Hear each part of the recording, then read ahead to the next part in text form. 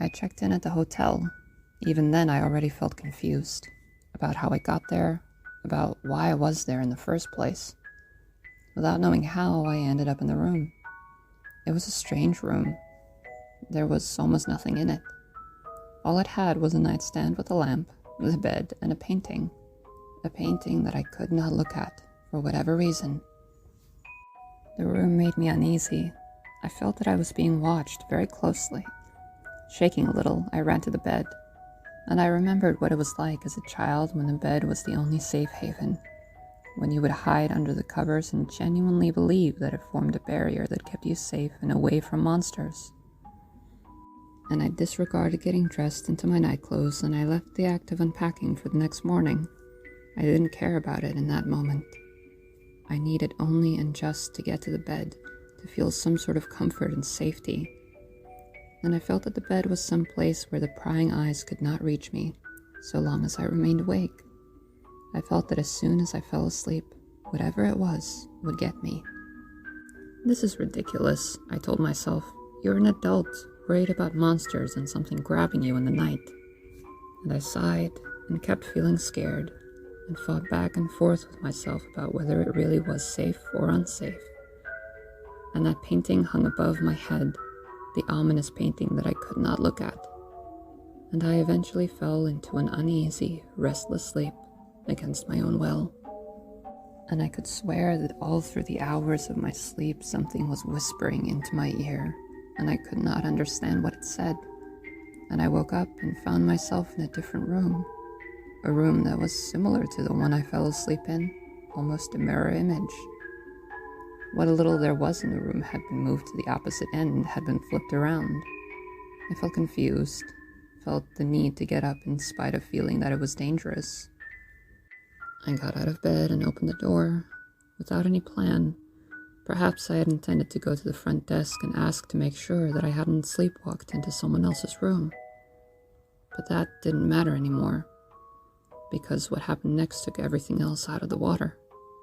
In front of me was not the hallway of the hotel, not the lobby, was not any part of the building, or anything that was anywhere near or around the building. It was just sand, miles and miles of sand. I was in a desert. I wanted to close the door and go back into the hotel room, however scary, and go back to sleep, but there was nothing there anymore. The door had vanished, just like that. And I walked, without food and without water and without any of my bags, and I found people, but they could not help me. Surrounding them were guards, with stoic, uncaring faces, and one pushed me into the back of the line, and I could not but stand there, with hundreds upon thousands of people ahead of me, all waiting for something to happen, all standing in the line for something. And the message traveled all the way from the front to the back, and whoever was at the front last had let us know that as we were slowly making our way towards the front of the line, we were all standing in line for the sake of being killed. And I saw that now there were people standing behind me as well, and I told them what was happening, and they sent the message onward. And I stood there and observed the people around me, and saw how each of them was taking in the information, and how each of them was handling what was going to happen, and each person reacted differently. Some people were in denial, logically assuming that there must be a better explanation for why we're all here. But I knew in my heart that it was true. And some people panicked and cried and became hysterical. And some people wanted to use their last bit of time to be happy, to do anything at all that brought them joy. They made new friends, tried making a love connection with the person next to them, to fall in love one last time. And I guess my way of coping was just to observe these poor souls and pity them.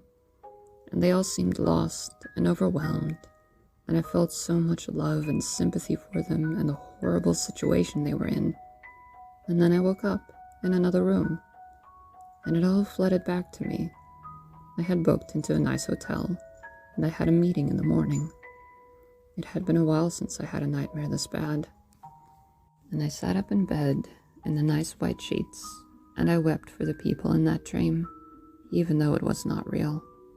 And I felt shaken all through the early morning hours, for I could not go back to sleep after that. I readied myself, felt at peace in a large, beautiful bathtub, between all the bright, pleasant scents of the shampoo and soaps provided by the hotel that looked and felt so drastically different from the one in my dream. I took out my suit and got dressed and headed to the meeting, knowing that whatever happened, it was at least not the end of the world.